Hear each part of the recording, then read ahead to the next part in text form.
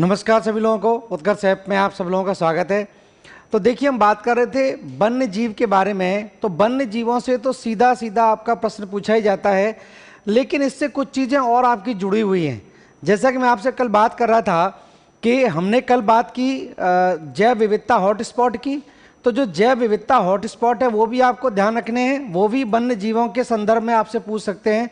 दूसरा हम बात करेंगे किसके बारे में, जैव संरक्षित क्षेत्र के बारे में।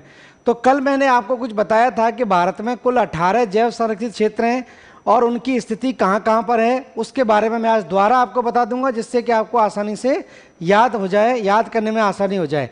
मैप के थ्रू आप बनाने की कोशिश करें, मैप के थ्रू आप समझने की कोशिश करें। सीधा आपसे प्रश्न पूछा जाएगा कि सिंपलीपाल जैव संरक्षित क्षेत्र कहाँ पर है, सिंपलीपाल बायोस्फीयर रिजर्व कहाँ पर स्थित है, या नंदा देवी कहाँ पर है, कंचनजंगा कहाँ पर है। इस तरह से आपसे सीधे प्रश्न पूछे जाते हैं। तो द्वारा से आज मैं मैप के बारे में बताता हूँ, फिर इसके बारे में आपसे और डिटेल में बताऊंगा और किस तरह से प्रश्न बन सकते हैं। तो हम बात करेंगे यहाँ पर आज 18 जैव संरक्षित क्षेत्रों की। जैव संरक्षित क्षेत्र,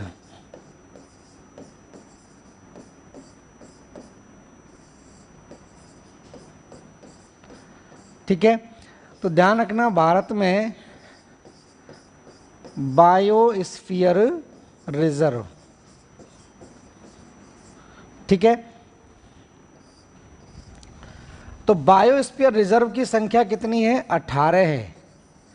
18 जैव संरक्षित क्षेत्र हैं, ठीक है। इनमें से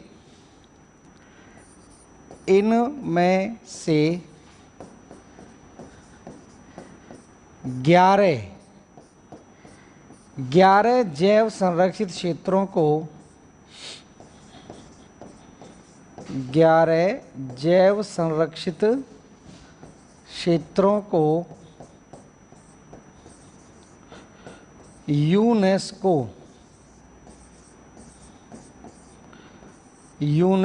की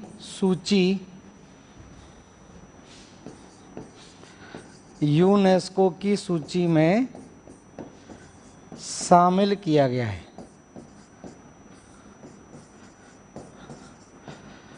तो आपसे ये पूछ सकते हैं कि कौन सा यूनेस्को की सूची में शामिल है।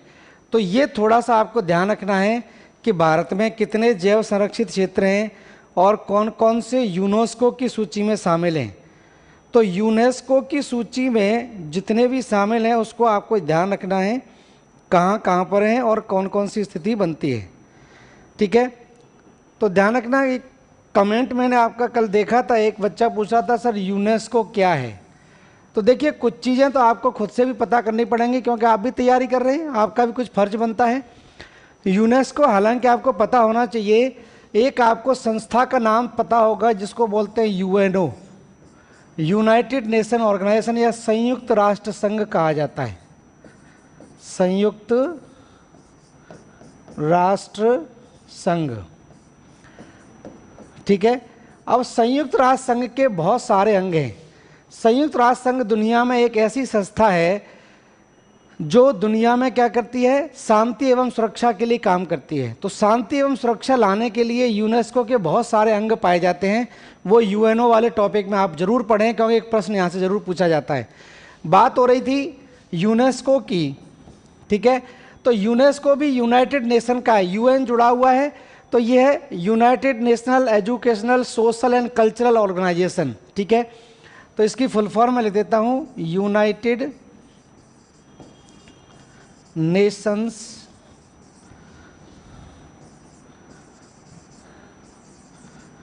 Educational social and cultural organisation, ठीक है। तो ये एक ऐसा संगठन है जो विश्व भर में शैक्षिक कार्यों में लिप्त रहता है, सामाजिक कार्यों में और सांस्कृतिक कार्यों में, ठीक है। पेरिस में इसका मुख्यालय पड़ता है, पेरिस। तो यूनेस्को ध्यान रखना एक संस्था है जो विश्व भर में इस तरह के कार्य करती है। तो ये संयुक्त राष्ट्र संघ की एक संस्था है, उसको आपको ध्यान रखना है। तो हम जैव संरक्षित क्षेत्रों की बात कर रहे थे। भारत में कुल जैव संरक्षित क्षेत्र 18 हैं और इनमें से 11 क्या है, 11 ध्यान रखना यूनेस्को ने अपनी सूची में शामिल किए हैं। तो यूनेस्को की लिस्ट में शामिल हैं 11। कौन कौन से हैं बात करेंगे, पहले हम मैप पर जान लेते हैं 18 के बारे में। ठीक है, मैप आप भारत का इस तरह से लेकर बैठे, मैप में साफ साफ आप देख सकते हैं कि कौन सा कहाँ पर है। तो देखिए आसानी से मैं मैप पर आपको शो कर देता हूँ, आप लिख लें इसको बढ़िया तरीके से, और मैप पर जितना अच्छे तरीके से बना लेंगे उतना ही आपके लिए सही रहेगा।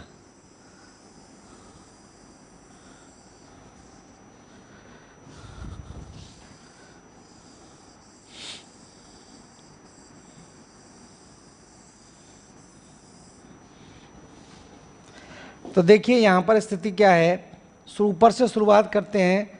तो देखिए यहाँ पर हिमाचल प्रदेश के अंदर, ये हिमाचल प्रदेश है, हिमाचल प्रदेश में एक जैव संरक्षित क्षेत्र पड़ता है, इसको हम बोलते हैं पिन वैली। पिन वैली या cold desert, cold desert Himachal Pradesh के अंदर है, पिन वैली या कोल्ड डेजर्ट। इसके अलावा इधर आ जाएं उत्तराखंड में, उत्तराखंड में यहाँ पर आप लिख लें, इसको बोलते हैं हम नंदा देवी। 2 मिनट लगेगी, दोबारा रिपीट करके लिख सकते हैं, कल भी लिख लिया है तो कोई दिक्कत नहीं है। यहाँ पर आप देखें एक और, इसको बोलते हैं हम कंचनजंगा, कंचनजंगा। ये अरुणाचल प्रदेश है, अरुणाचल प्रदेश में ध्यान रखें, एक अरुणाचल प्रदेश में भी है कंचनजंगा, सिक्किम में पड़ता है, सिक्किम। यहाँ पर लिख लें दिहांग दिवांग, दिहांग दिबांग जैव संरक्षित क्षेत्र अरुणाचल। दिहांग दिवांग आ गया अरुणाचल प्रदेश के अंदर।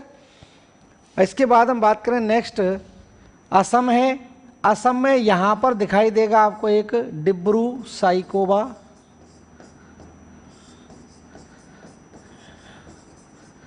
डिब्रू साइकोवा। इसके अलावा असम में एक और यहाँ पर आप देख सकते हैं, इसको बोलते हैं मानस। तो डिब्रू साइकोवा और मानस दोनों ध्यान रखना कहाँ पर हैं, दोनों के दोनों असम में आते हैं, असम के अंदर हैं, असम। उसके बाद यहाँ पर मेघालय है, मेघालय में एक और दिखाई देता है, इसको बोलते हैं हम नोक्रेक, नोक्रेक मेघालय में पड़ता है। उसके बाद यहाँ पर आ जाएं पश्चिमी बंगाल में Sundarban delta, royal Bengal tiger के लिए जाना जाता है। तो यहाँ पर है सुंदर के क्षेत्र दिखाई देता है, इसको हम बोलते हैं सिंपली पाल, सिंपली पाल। सिंपली पाल लिखना उड़ीसा के अंदर है, उड़ीसा में पड़ता है सिंपली पाल। उसके बाद हम और नीचे आ जाएं तो देखिए इधर आपका आंध्र प्रदेश है, इसमें कोई नहीं है, तेलंगाना। तेलंगाना के अंदर एक और जरूर ध्यान रखें, तेलंगाना के अंदर एक पड़ता है, इसको बोलते हैं शेषाचलम, शेषाचलम जैव संरक्षित क्षेत्र। ध्यान रखना कहाँ पर है, तेलंगाना, तेलंगाना के अंदर पड़ता है ये, ठीक है। उसके बाद इधर की तरफ आप देखें, इधर यहाँ पर, इधर कर्नाटक है, इधर तमिलनाडु, इधर केरल है। तो इन तीनों के बीच में, तीनों राज्यों की सीमा पर एक और यहाँ पर जैव संरक्षित क्षेत्र है, इसको बोलते हैं नीलगिरी। नीलगिरी 3 राज्यों में आ जाता है, कर्नाटक, केरल और तमिलनाडु। तो नीलगिरी ध्यान रखना कहाँ पर है, तीनों राज्यों की सीमा पर। उसके बाद में एक और यहाँ पर लिख सकते हैं, यहाँ पर इलायची पहाड़ियाँ हैं, और इलायची पहाड़ियों की सबसे ऊंची चोटी मैंने आपको बताई थी, अगस्त मलाई।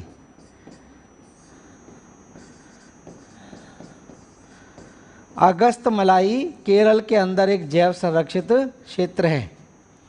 उसके बाद ये तमिलनाडु है और तमिलनाडु के तट पर यहाँ पर मन्नार की खाड़ी है।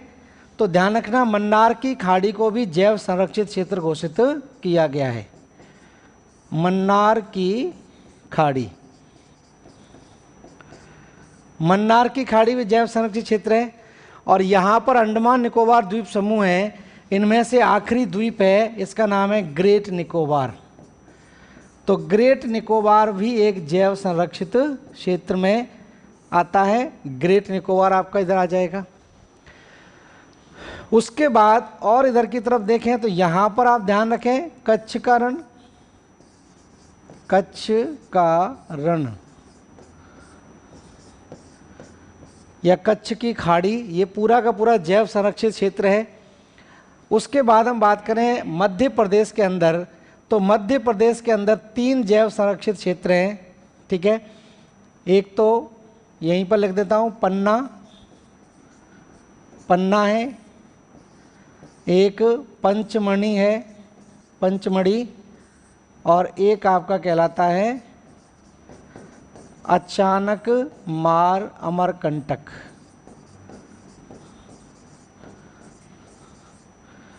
तो ये प्रमुख जैव संरक्षित क्षेत्र आपको ध्यान रखने हैं। इतने जैव संरक्षित क्षेत्र हैं भारत के अंदर।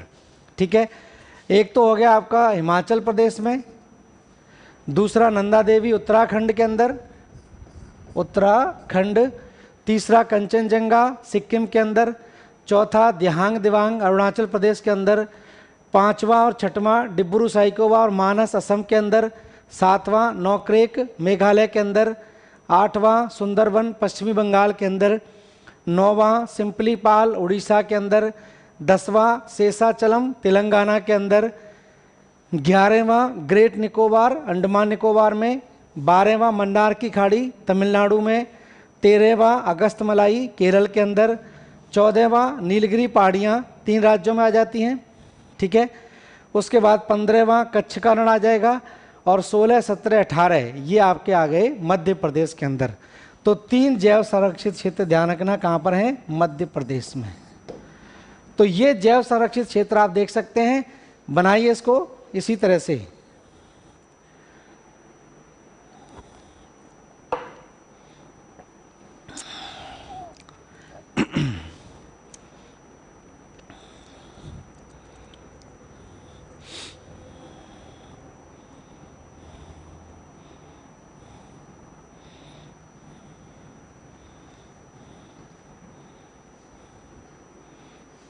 ठीक है, अब इनके बारे में थोड़ा सा लिख लेते हैं, एक सिंपल सा चार्ट बना लेते हैं, जिससे आपको आसानी से याद हो जाएगा कि कौन सा जैव संरक्षित क्षेत्र कहाँ पर है।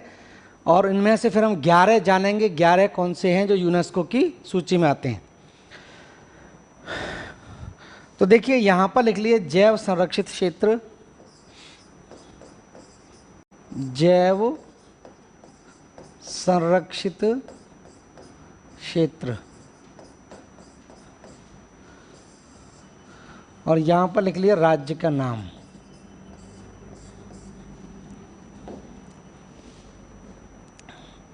तो एक एक करके लिखते जाते हैं। तो सबसे पहले लिखिए आप नीलगिरी पहाड़ियाँ, नीलगिरी पहाड़ियाँ। नीलगिरी पहाड़ियाँ ध्यान रखना 1986 में घोषित की गई थी। ईयर ध्यान रखना 1986, और भारत का सबसे पहला जैव संरक्षित क्षेत्र है। भारत का सबसे पहला बायोस्फीयर रिजर्व,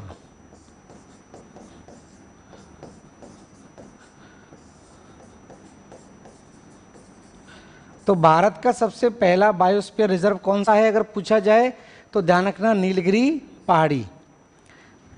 ठीक है, नेक्स्ट देख लेना 2001 में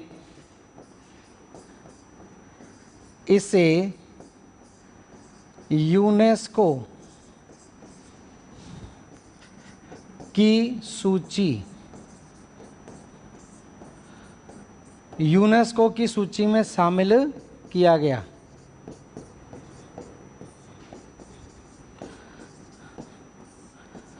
दो 2001 में इसको यूनेस्को की सूची में शामिल किया गया।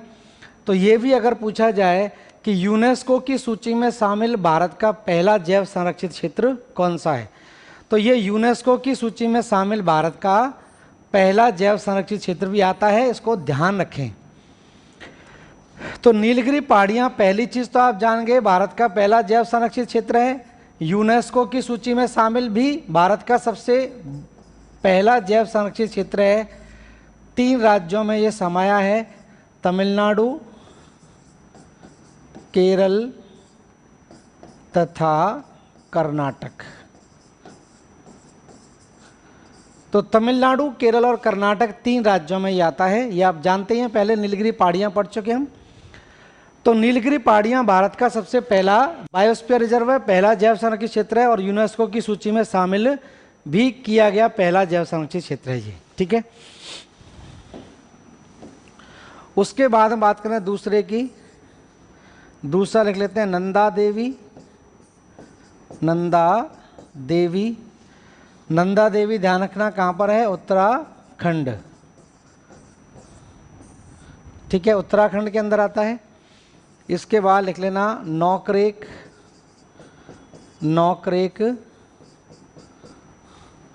नौकरेक कहाँ पर है, मेघालय में, मेघालय के अंदर आता है नौकरेक। उसके बाद नेक्स्ट लिख लेना यहाँ पर आगे पिन वैली। पिन वैली या cold desert, cold desert, Pin valley या कोल्ड डेजर्ट ध्यान रखना, हिमाचल प्रदेश में, हिमाचल प्रदेश। तो हिमाचल प्रदेश के अंदर आ जाता है पिन वैली या कोल्ड डेजर्ट, ठीक है। इसी तरह से लिखते चले जाएं, सबकी साल आपको याद रखने की आवश्यकता नहीं है, ये केवल जो सबसे पहले शामिल हुआ वो याद रखना है और सबसे बाद में शामिल हुआ है वो याद रखना है, ठीक है। तो पिन वैली आपका हो गया यहाँ पर। उसके बाद नेक्स्ट देख लें आगे,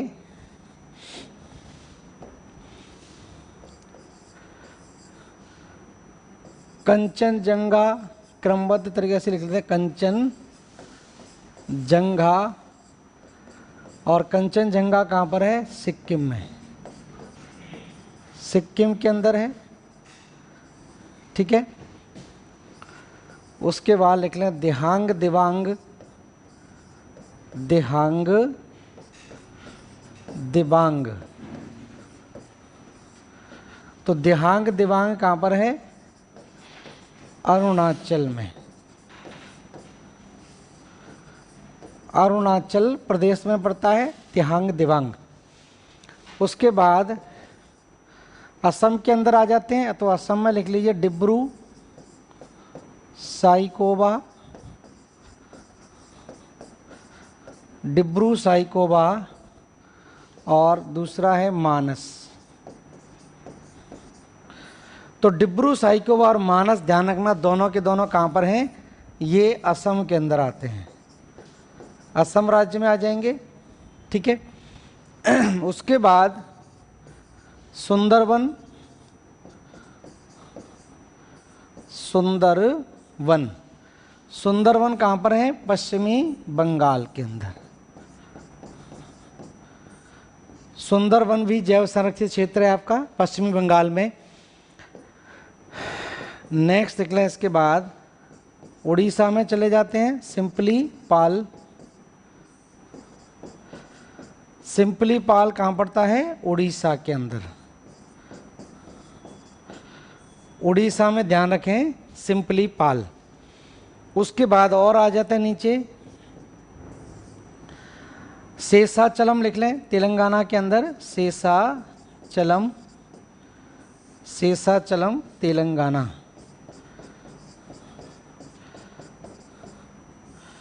तेलंगाना के अंदर एक और है जिसको हम बोलते हैं शेषाचलम। तो ये 11 तक हो गए यहाँ तक। उसके बाद हम बात करें नेक्स्ट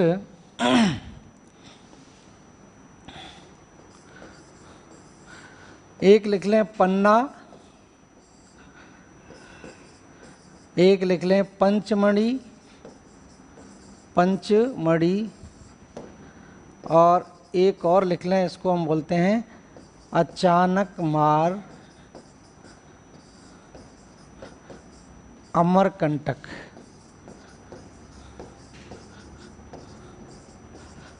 अचानक मार अमरकंटक। तो ये तीन तीन ध्यान रखना जैव संरक्षित क्षेत्र कहाँ पर है, ये आपके आ जाते हैं मध्य प्रदेश में। मध्य प्रदेश के अंदर 3 जैव संरक्षित क्षेत्र हैं। अगर ऐसे पूछा जाए कि सबसे ज़्यादा जैव संरक्षित क्षेत्र किस राज्य में है, तो वो ध्यान रखना मध्य प्रदेश के अंदर है। उसके बाद नेक्स्ट लिख लेते हैं अगस्त मलाई, लिख लीजिए अगस्त मलाई। अगस्त मलाई जैव संरक्षित क्षेत्र केरल। उसके बाद नेक्स्ट लिख लीजिए मन्नार की खाड़ी, मन्नार की खाड़ी, मन्नार की खाड़ी तमिलनाडु, तमिलनाडु। उसके बाद नेक्स्ट लिख लीजिए आगे कच्छ की खाड़ी, कच्छ की खाड़ी, ठीक है। और कच्छ की खाड़ी लिख लीजिए यहाँ भी। कच्छ का रन तो वन्य जीव वो है, यहाँ भी आप वो लिख लीजिए कच्छ की खाड़ी। कच्छ का रण हटा दीजिए, कच्छ की खाड़ी।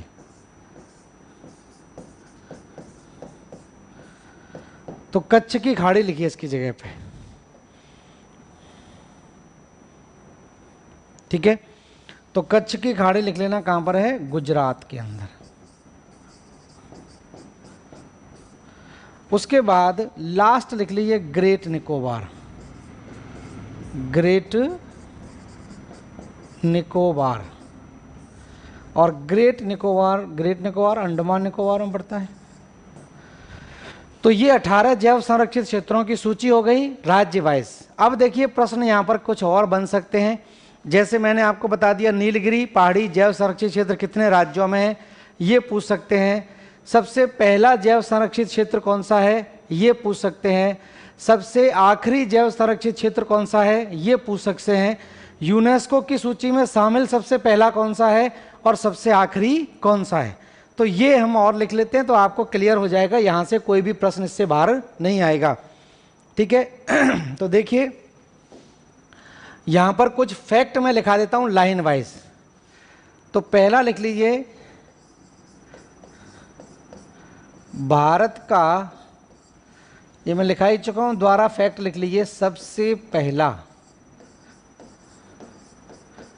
भारत का सबसे पहला जैव संरक्षित क्षेत्र। तो भारत का सबसे पहला जैव संरक्षित क्षेत्र आप जानेंगे कौन सा है, नीलगिरी पहाड़ियां।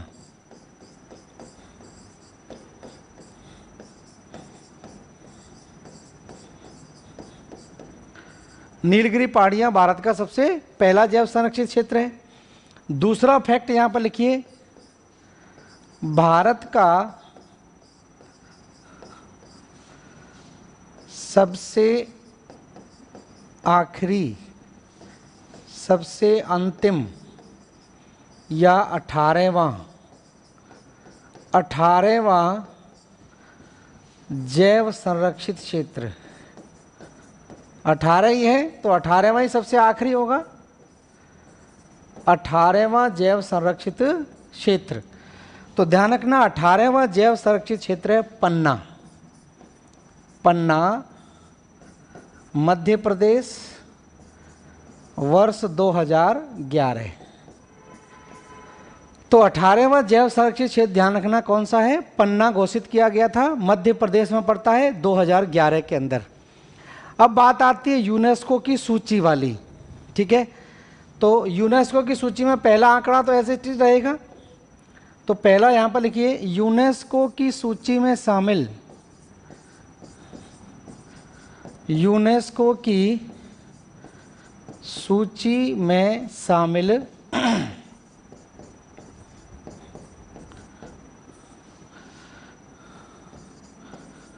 पहला जैव संरक्षित क्षेत्र। तो यूनेस्को की सूची में शामिल पहला जैव संरक्षित क्षेत्र वही रहेगा नीलगिरी पहाड़ियाँ ही, नीलगिरी पहाड़ियाँ। 2001 में शामिल किया गया है, 2001। ठीक है, अब आप ध्यान रखो अंतिम भी, क्योंकि हाल ही में इसको शामिल किया गया है। तो नेक्स्ट लिख लेना यहाँ पर, यूनेस्को की सूची में शामिल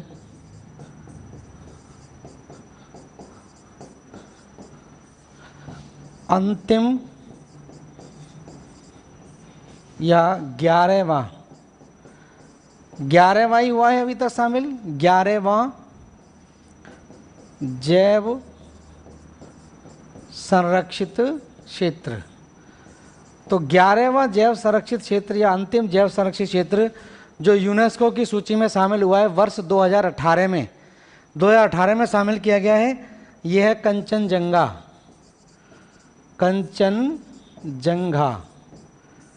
कंचनजंगा 2018 में यूनेस्को ने अपनी सूची में शामिल किया है।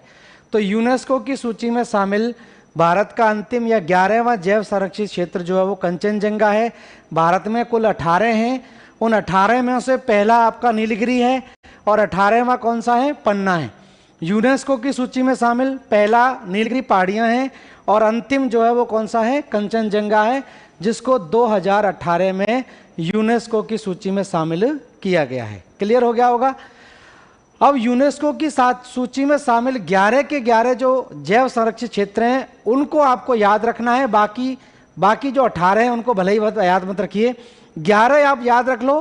प्रश्न आपका यहीं से पूछा जाएगा। और एसएससी वाले बच्चे जरूर ध्यान रखें, एसएससी में सीडीएस के अंदर या आप सीपीओ का एग्जाम देते हैं, एसएससी सीजीएल का एग्जाम देते हैं, तो वहां पर क्या पूछा जाता है, 4 ऑप्शन दे देंगे आपको और ऊपर क्वेश्चन लिखा होगा निम्नलिखित में से कौन सा बायोस्फीयर रिजर्व यूनेस्को की सूची में शामिल नहीं है, कौन सा जैव संरक्षित क्षेत्र यूनेस्को की सूची में शामिल नहीं है। तो यूनेस्को की सूची में शामिल अगर आप याद कर लोगे तो नहीं अपने आप आपको याद हो जाएगा। तो 11 शामिल हैं और 11 को याद रखने की मैं आपको एक ट्रिक बताता हूं, बहुत बेहतरीन ट्रिक है। एक बार आपने उस लाइन को याद रख लिया, हमेशा के लिए आपको 11 के 11 जैव संरक्षित क्षेत्र जो यूनेस्को की सूची में शामिल हैं वो याद हो जाएंगे। ठीक है, तो मैं वो लिखने जा रहा हूं यहां पर, उसको ध्यान से आप लोग सुनिए, लिख लिए साथ साथ में। देखिए ट्रिक जो है, जो 11 जैव संरक्षित क्षेत्र हैं उनको याद रखने की, तो यूनेस्को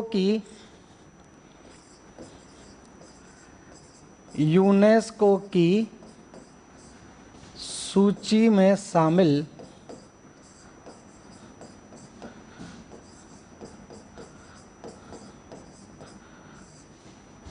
ग्यारह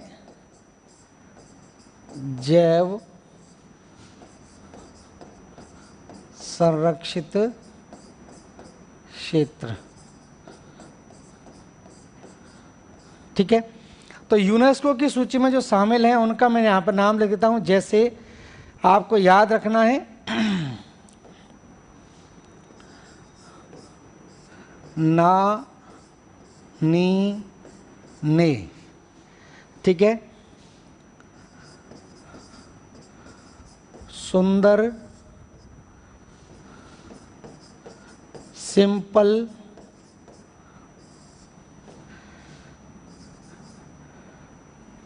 पंच,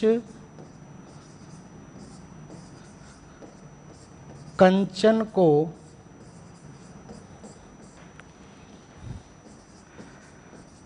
अचानक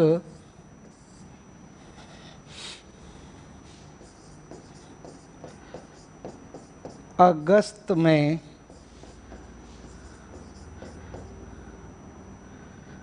मना कर दिया, केवल देखो अगस्त में मना कर दिया।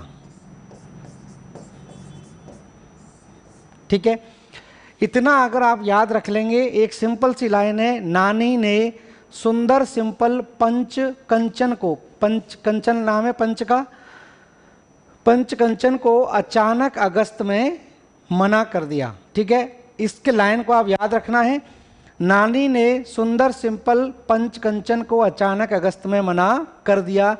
अब यहीं पर जैव संरक्षित क्षेत्र आपके आ जाएंगे, जैसे ना से तो आ जाएगा यहाँ पर नंदा देवी, ना से आ जाएगा क्या, नंदा देवी।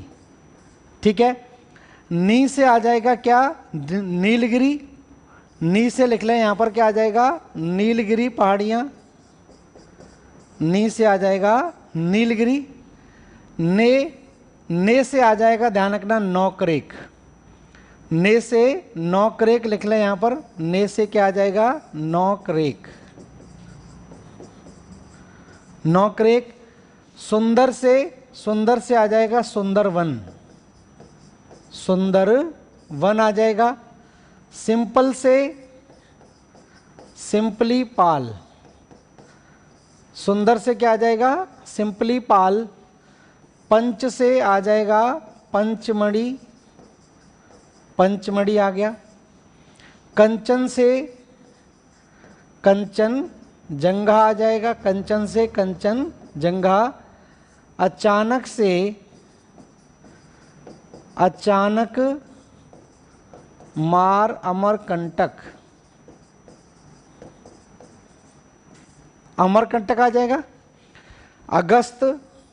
अगस्त से आ जाएगा अगस्त मलाई, अगस्त मलाई। और मना के से हो जाएगा मन्नार, मन्नार की खाड़ी।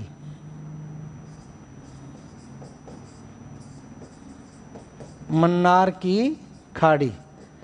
एक चीज यहां पर रहेगी, सुंदर सिंपल ग्रेट और लिखना था, ग्रेट, यहां पर ध्यान रखना ग्रेट। तो ग्रेट से आ जाएगा ग्रेट निकोबार, ग्रेट से लिख लेना ग्रेट निकोबार।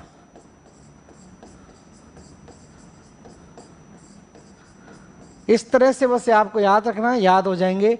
नानी ने सुंदर सिंपल ग्रेट पंच कंचन को अचानक अगस्त में मना कर दिया।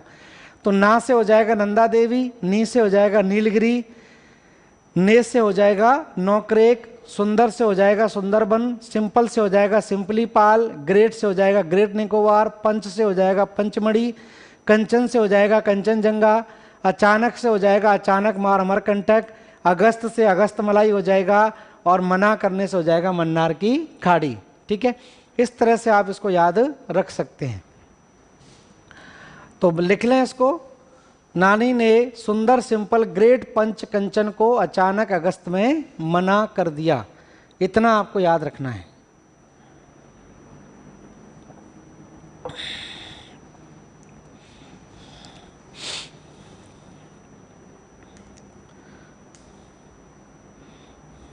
ठीक है, तो मैं लिख देता हूं इसी क्रम में यहां पर।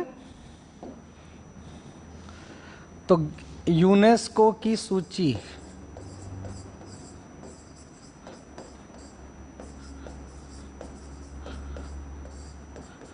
तो यूनेस्को की सूची में शामिल में क्रमबद्ध तरीके से ना से लिख लीजिए यहाँ पर नंदा देवी, नंदा देवी उत्तराखंड,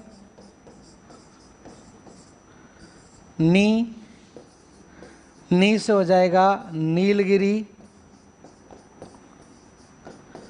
नीलगिरी 3 राज्यों में आ जाएगा, तमिलनाडु, तमिलनाडु, केरल और कर्नाटक। ठीक है, तीसरे नंबर पर लिख लीजिए ना नी ने से आ जाएगा नौकरेक, नौकरेक, और नौकरेक आ जाएगा कहाँ पर, मेघालय में, मेघालय में आ जाएगा नौकरेक। ठीक है, नानी ने सुंदर से हो जाएगा सुंदरवन, सुंदरबन वेस्ट बंगाल, सुंदर के बाद सिंपल, सिंपल से हो जाएगा सिंपली पाल, और सिंपली पाल कहाँ पर है? उड़ीसा में। ठीक है। उसके बाद सुंदर सिंपल ग्रेट, ग्रेट से हो जाएगा ग्रेट निकोबार, ग्रेट निकोबार कहाँ पर है? अंडमान निकोबार द्वीप समूह में आता है। ठीक है। उसके बाद कुछ यहाँ पर लिख देता हूँ।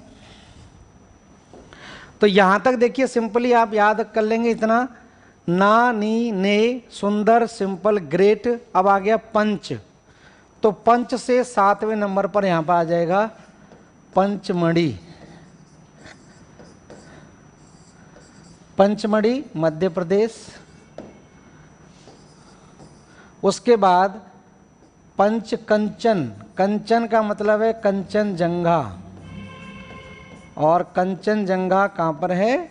सिक्किम में। ठीक है। अचानक, अचानक का मतलब है अचानक मार अमरकंटक,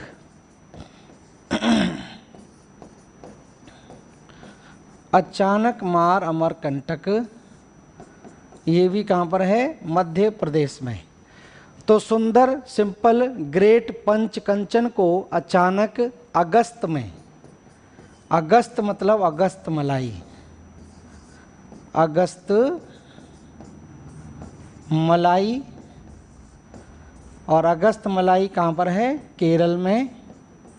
और 11वां हो जाएगा मना कर दिया, तो मना मतलब मन्नार, मन्नार की खाड़ी, और मन्नार की खाड़ी कहाँ पर है? तमिलनाडु में। तो ये 11 जैव संरक्षित क्षेत्र हैं। इनको इसी ट्रिक की तरह आसानी से आप याद रखें। एक लाइन याद रखनी है, थोड़ा सा प्रैक्टिस आपको करनी पड़ेगी, 2-3 बार इसको रिवाइज करना पड़ेगा, तो आसानी से आप याद कर सकते हैं। ठीक है। अब यहाँ पर आप जान गए भारत का सबसे पहला जैव संरक्षित क्षेत्र कौन सा था? यूनेस्को की सूची में शामिल नीलगिरी था। नीलगिरी आपका यूनेस्को की सूची में शामिल पहला जैव संरक्षित क्षेत्र है। और आखिरी मैंने बताया था कौन सा है? तो कंचनजंगा कौन सा है? आखिरी है। ये अंतिम जैव संरक्षित क्षेत्र है, ये हम लिख चुके हैं पहले ही। तो इसको इस तरह से आप याद कर लें। 18 जैव संरक्षित क्षेत्रों की बात यहाँ पर समाप्त होती है। तो सारे के सारे हमने जान लिए 18 कौन से हैं, कौन कौन से राज्य में हैं, और इसके अलावा भी अगर देखें तो यहाँ पर कौन से यूनेस्को की सूची में शामिल हैं, कौन यूनेस्को की सूची में शामिल सबसे पहला जैव संरक्षित क्षेत्र है, और कौन सा यूनेस्को की सूची में शामिल सबसे आखिरी जैव संरक्षित क्षेत्र है। सबसे ज़्यादा बायोस्फीयर रिजर्व किस राज्य में है? तो सबसे ज़्यादा किस में होंगे? मध्य प्रदेश के अंदर होंगे। इसके अलावा आपके असम के अंदर आते हैं 2,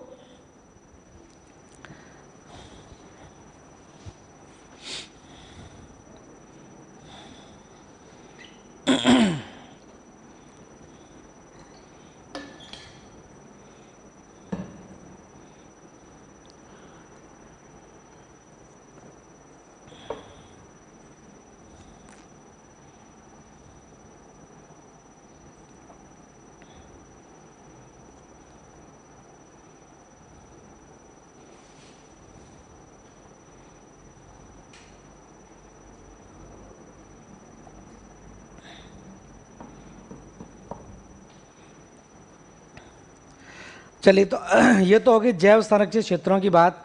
अब हम बात कर लेते हैं किसकी? राष्ट्रीय पार्कों की, नेशनल पार्क। तो राष्ट्रीय पार्क को थोड़ा सा जान लेते हैं। राष्ट्रीय पार्क और वन्यजीव अभ्यारण्य में क्या अंतर होता है? राष्ट्रीय पार्क, ठीक है, जैसा कि मैंने कल आपको बताया था कि राष्ट्रीय पार्क वो संरक्षित क्षेत्र होते हैं जहां पर मानवीय गतिविधियां प्रतिबंधित होती हैं, मानवीय गतिविधियां प्रतिबंधित होती हैं। यहां पर किसी भी तरह की ह्यूमन एक्टिविटी नहीं हो सकती है। लेकिन अगर हम वाइल्ड लाइफ सेंचुरी की बात करें, वन्यजीव अभ्यारण्य की बात करें, तो वन्यजीव अभ्यारण्य ध्यान रखना वो संरक्षित क्षेत्र होते हैं जहां पर मानवीय गतिविधियां प्रतिबंधित होती हैं, लेकिन सरकार की इजाजत के आधार पर कुछ मात्रा में वहां पर शिकार भी कर सकते हैं और कुछ मात्रा में वहां पर उस क्षेत्र में चारागाह का इस्तेमाल करते हैं, लकड़ी वगैरह काटने का काम कर सकते हैं। तो बस थोड़ा सा अंतर यह है कि राष्ट्रीय पार्क में किसी भी प्रकार की मानवीय गतिविधियां नहीं हो सकती हैं, जबकि वन्यजीव अभयारण्य के अंदर सरकार के आदेशानुसार, सरकार की इजाजत के अनुसार कुछ मात्रा में वहां पर शिकार की जा सकती है, कुछ मात्रा में वहां पर चारागाह का उपयोग हो सकता है और कुछ क्षेत्र में लकड़ी का भी निकाल सकते हैं, लकड़ी भी काट सकते हैं। तो इस तरह से देखा जाए तो दोनों में बस थोड़ा सा डिफरेंस है। मानवीय गतिविधियां एक में पूर्णतः प्रतिबंधित हैं, दूसरे के अंदर सरकार के आदेशानुसार, इजाजत के अनुसार कुछ मात्रा में हम गतिविधियां कर सकते हैं। ठीक है, तो परिभाषा आपसे नहीं पूछी जाएगी, आपको राष्ट्रीय पार्क ध्यान रखें, समझ गए क्या है? वे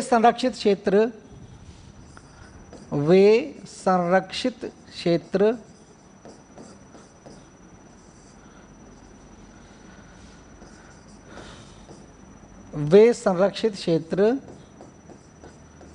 जहां मानवीय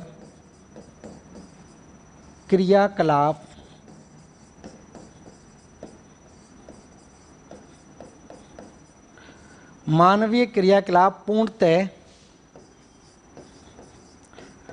पूर्णतः प्रतिबंधित होते हैं।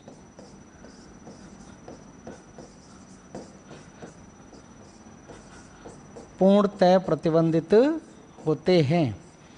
तो मानवीय क्रियाकलाप यहाँ पर पूर्णतः प्रतिबंधित होते हैं, इसको थोड़ा सा यहाँ पर ध्यान रखना है। अब हम राष्ट्रीय पार्कों की बात करेंगे, साथ में ही कुछ भारत में परियोजनाएं चलाई गई हैं, जैसे टाइगर प्रोजेक्ट आपने सुना होगा, बाघ परियोजना, बाघों को बचाने के लिए मुहिम शुरू की गई, गेंडा परियोजना, हाथी परियोजना।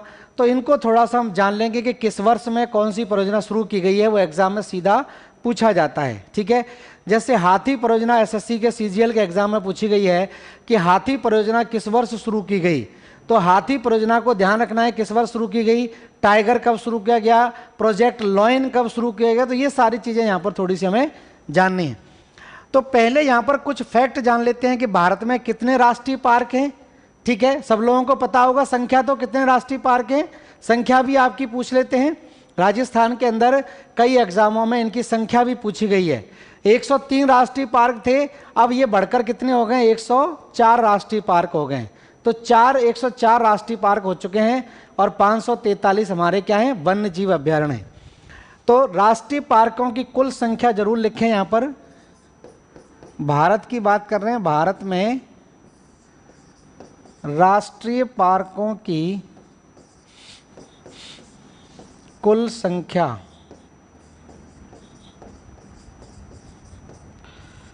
राष्ट्रीय पार्कों की कुल संख्या 104 है। 104 नेशनल पार्क हैं भारत में, राष्ट्रीय उद्यान भी बोलते हैं। अब यहाँ पर कुछ फैक्ट लिख लेते हैं जो आपके एग्जाम में सीधा पूछे जाते हैं।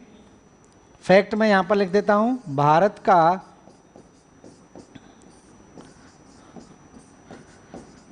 सबसे पहला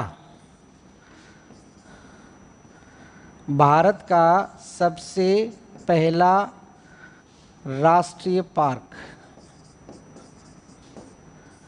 एग्जाम में कई बार पूछा गया है कि भारत का सबसे पहला राष्ट्रीय पार्क किसे घोषित किया गया। तो सबसे पहला राष्ट्रीय पार्क मुझे लगता है ज़्यादातर लोग जानते होंगे, सबसे पहला राष्ट्रीय पार्क है जिम कॉर्बेट। जिम कॉर्बेट राष्ट्रीय पार्क भारत का सबसे पहला राष्ट्रीय पार्क है और कहाँ पर है, उत्तराखंड में। ठीक है, इसी को पहले बोलते थे क्या, हैली राष्ट्रीय पार्क। तो ये भी प्रश्न बनता है कि हैली राष्ट्रीय पार्क किस राष्ट्रीय पार्क को कहा जाता था। तो हैली राष्ट्रीय पार्क ध्यान रखना जिम कॉर्बेट को ही कहते थे। तो जिम कॉर्बेट जो है वो राष्ट्रीय पार्क भारत का सबसे पहला राष्ट्रीय पार्क है। उसके अलावा दूसरा लिख लें, भारत का अभी जो 104वां बना है, ये पूछ सकते हैं भारत का सबसे अंतिम या 104वां राष्ट्रीय पार्क, 104वां राष्ट्रीय पार्क कौन सा है? तो ध्यान रखना 104वां राष्ट्रीय पार्क जो बना है उसका नाम है कूनो। कूनो लिखना, कूनो, KUNO, कूनो राष्ट्रीय पार्क, मध्य प्रदेश में। तो भारत का 104वां राष्ट्रीय पार्क कौन सा है? कूनो राष्ट्रीय पार्क पड़ता है। और कूनो राष्ट्रीय पार्क कहाँ पर पड़ता है? मध्य प्रदेश के अंदर। पहला जिम कॉर्बेट उत्तराखंड के अंदर है, और आखिरी कौन सा है? अंतिमवां 104वां कौन सा है? कूनो राष्ट्रीय park, Kuno national park, KUNO, Kuno national park. ठीक है, तो कूनो राष्ट्रीय पार्क ध्यान रखना पहला राष्ट्रीय पार्क है। अब बात आती है नेक्स्ट कि भारत का सबसे बड़ा राष्ट्रीय पार्क कौन सा है, सबसे छोटा राष्ट्रीय पार्क कौन सा है। ठीक है, तो यहां पर हम बात करेंगे भारत का, अगला फैक्ट लिख लें, भारत का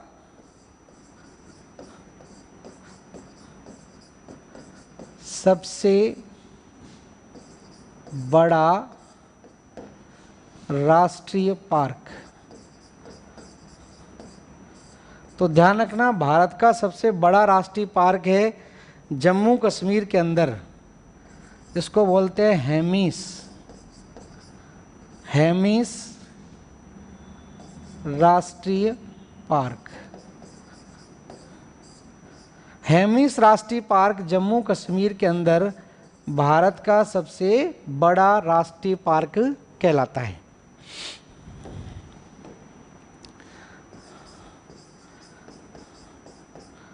भारत का सबसे छोटा राष्ट्रीय पार्क,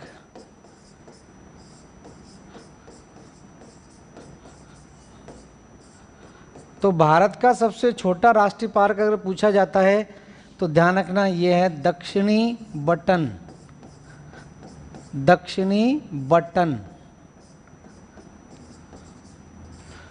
दक्षिणी बटन राष्ट्रीय पार्क।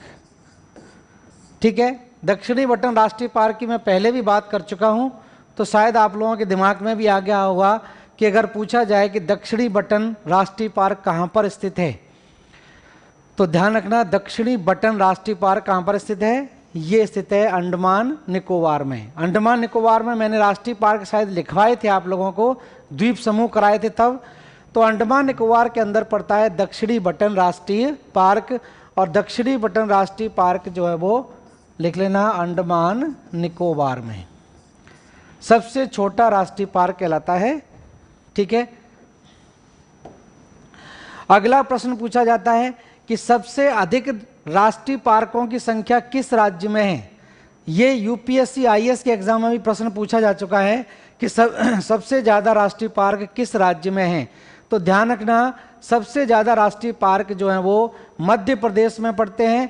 9 राष्ट्रीय पार्क हैं और 9 ही राष्ट्रीय पार्क ध्यान रखना अंडमान निकोबार में पड़ते हैं। तो दोनों जगहों पर 9 राष्ट्रीय पार्क पड़ते हैं, मध्य प्रदेश में भी और आपके कहाँ पर? अंडमान निकोबार में भी। ठीक है, बात करेंगे दोनों की। तो नेक्स्ट लिख लेना सबसे अधिक राष्ट्रीय पार्क सबसे अधिक राष्ट्रीय पार्क देख लेना यहां पर। अगर केवल राज्य दे रखे ऑप्शन में तो मध्य प्रदेश लगा देना, और मध्य प्रदेश के अलावा और अन्य राज्यों के साथ में अंडमान निकोबार भी लिखा हुआ है, अंडमान तथा निकोबार। ठीक है, तो आप लगा देना अंडमान निकोबार। दोनों जगहों पर 9 राष्ट्रीय पार्क आपके आते हैं। तो ध्यान रखना अगर MP नहीं दे रखा है, मध्य प्रदेश ऑप्शन में नहीं है, 3 राज्य दे रखे हैं और अंडमान निकोबार भी दे रखा है, तो भारत में सबसे ज़्यादा राष्ट्रीय पार्क ध्यान रखना ऑप्शन के हिसाब से देख लेना क्या है। अंडमान निकोबार दे रखा है तो अंडमान निकोबार होगा, और राज्य 4 देश दे रखे हैं, केवल राज्य दे रखे हैं तो मध्य प्रदेश में आपका लगा देना। तो मध्य प्रदेश में 9 राष्ट्रीय पार्क हैं और यहीं पर अंडमान निकोबार में भी 9 राष्ट्रीय पार्क हैं। ठीक है, अब यहां पर हम बात करेंगे, नेक्स्ट हेडिंग डालें आप लोग, वन्य जीव संरक्षण। वन्य जीव संरक्षण। तो वाइल्ड लाइफ प्रोटेक्शन के लिए, वन्य जीवों के संरक्षण के लिए भारत में कुछ परियोजनाएं शुरू की गई हैं। उन्हीं परियोजनाओं के बारे में हम बात करेंगे यहाँ पर। ठीक है, तो परियोजना यहाँ पर शुरू की गई हैं, तो ध्यान रखना सबसे पहले हम बात करेंगे, ईयर वाइज बात करते हैं। 1972 में भारत सरकार के द्वारा एक योजना शुरू की गई, और ये योजना शुरू की गई किसके लिए?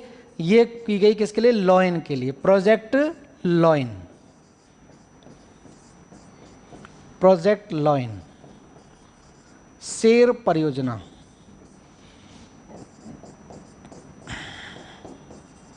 शेर परियोजना, आपको पता है कि शेरों को, अफ्रीका के अलावा शेरों का प्राकृतिक आवास जो है वो कहाँ पर है? गुजरात के अंदर पड़ता है।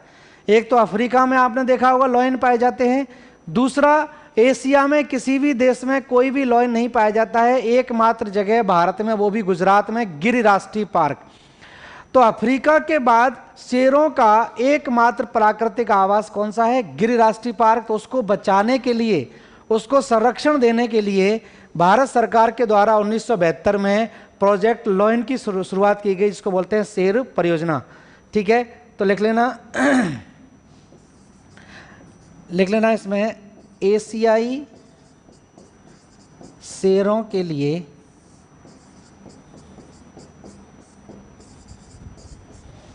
गुजरात में गिर राष्ट्रीय पार्क। गुजरात में गिर राष्ट्रीय पार्क को संरक्षित किया गया है।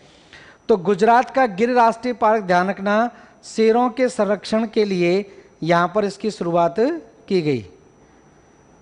तो एकमात्र ध्यान रखना, ये इसके संरक्षण के लिए आपसे पूछा जाएगा कि कौन सा है शेरों के संरक्षण के लिए।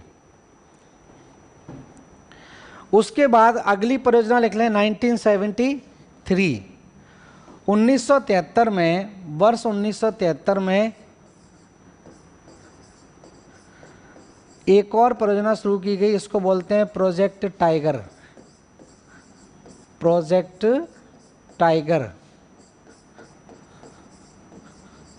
ठीक है, और प्रोजेक्ट टाइगर को बोलते हैं बाघ परियोजना। बाघ परियोजना। तो बाघ परियोजना से पूछा जाता है कि कब शुरू की गई? तो 1973 में, और इसी समय सबसे पहला टाइगर रिजर्व बनाया गया जिम कॉर्बेट। तो जिम कॉर्बेट भारत का सबसे पहला टाइगर रिजर्व भी है, और कुल टाइगर रिजर्व की संख्या कितनी हो चुकी है? 50 हो चुकी है अब। ठीक है, तो लिख लेना यहां पर, भारत का पहला टाइगर रिजर्व।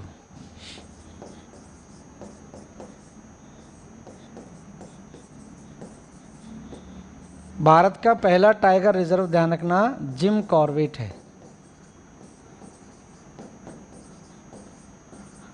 जिम कॉर्बेट राष्ट्रीय पार्क,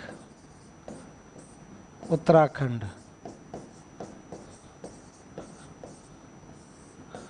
ठीक है, इसके अलावा हम बात करें, भारत में कुल टाइगर रिजर्व कितने हो गए हैं? भारत में कुल टाइगर रिजर्व, ठीक है, तो मेरे हिसाब से अभी 50 टाइगर रिजर्व हैं। आंकड़े में कल और करंट के हिसाब से पूछ के आपको बता सकता हूं, हो सकता है इनकी संख्या 51 हो गई हो। ठीक है, कल लेकिन आपको कंफर्म करूंगा मैं। आज लेकिन इतना ही ध्यान रखें, भारत में अभी तक जो मेरे पास आंकड़े हैं वो 50 टाइगर रिजर्व के हैं। मैप में बना के मैं आपको कल बता भी दूंगा कि कहाँ कहाँ पर 50 ये टाइगर रिजर्व आपके स्थित हैं, या किस किस राष्ट्रीय पार्क को टाइगर रिजर्व घोषित किया गया है। ठीक है, नेक्स्ट ध्यान रखें, सबसे अधिक बाघों की संख्या किस राज्य में है, ये पूछा जाता है। सबसे अधिक बाघों की संख्या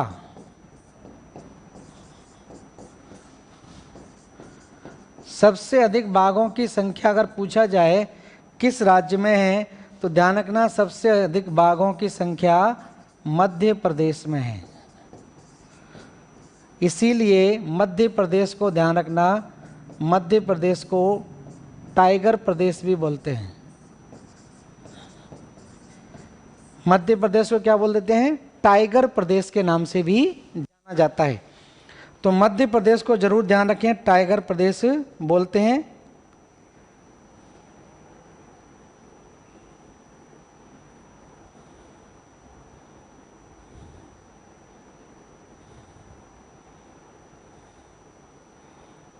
ठीक है, अब एक और करंट से प्रश्न आपका बन सकता है कि भारत में बाघों की कुल संख्या कितनी है। भारत में बाघों की कुल संख्या, क्योंकि भारत सरकार ने ये आंकड़े जारी किए थे, देखा था आपने, मोदी जी के साथ में ये आंकड़े जारी किए गए थे। तो 2967, तो 2967 बढ़ सकते हैं, घट बढ़ सकते हैं, लेकिन 2020 में जो ये आंकड़े आपके दिए गए थे भारत सरकार के द्वारा, उस समय मोदी जी काफ़ी चर्चा में भी रहे थे। उन्होंने राष्ट्रीय पार्क में जाकर बाघों के साथ में इंटरेक्शन भी किया था। तो आपको ध्यान रखना है, भारत में बाघों की कुल संख्या 2967 है, लगभग 3000 ऑप्शन आता है तो आपका सही माना जाएगा। एग्जैक्ट संख्या भी पूछ सकते हैं, क्योंकि आंकड़े पूछ लेते हैं राजस्थान के पेपरों में।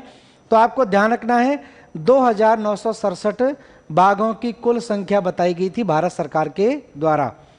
तो सबसे ज़्यादा बाघों की संख्या कहाँ पर है, मध्य प्रदेश के अंदर है, इसलिए मध्य प्रदेश को टाइगर प्रदेश बोलते हैं। इसके अलावा ध्यान रखना, बंगाल टाइगर आपने सुना होगा, royal Bengal tiger. Royal Bengal tiger कहाँ पर पाया जाता है ये पूछा जाएगा। तो रॉयल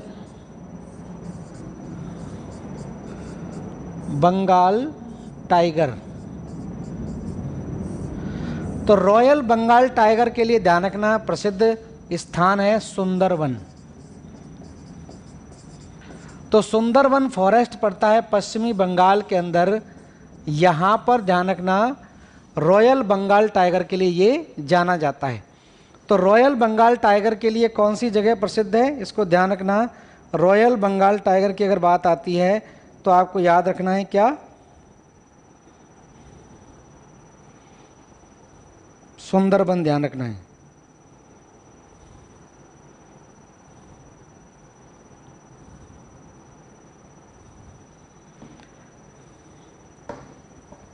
तो ये तो बात होगी किसको लेकर, प्रोजेक्ट टाइगर को लेकर। अब उसके बाद 1975 में भारत सरकार के द्वारा 1975 में भारत सरकार के द्वारा प्रोजेक्ट क्रोकोडाइल,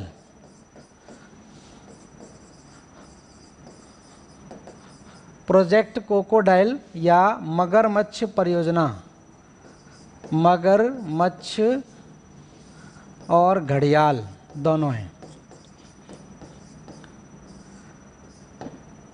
परियोजना। ठीक है, तो मगरमच्छों की संख्या, घड़ियालों की संख्या में जब कमी आने लगी तो भारत सरकार के द्वारा 1975 में परियोजना शुरू की गई, प्रोजेक्ट क्रोकोडाइल। इसके अंतर्गत आप देखेंगे टीकड़पाड़ा, टीकड़पाड़ा जगह घोषित की गई, टीकड़पाड़ा, कुकरेल, कुकरेल और चंबल वन्य जीव अभ्यारण्य, चंबल वन्य जीव अभयारण्य।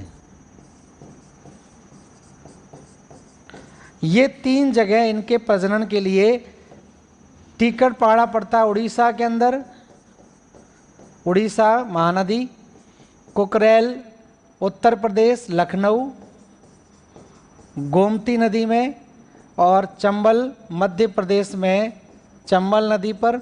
तो इन 3 जगहों को इसके मगरमच्छ को संरक्षण देने के लिए घोषित किया गया है। ठीक है, तो आज समय हमारा समाप्त हो गया है।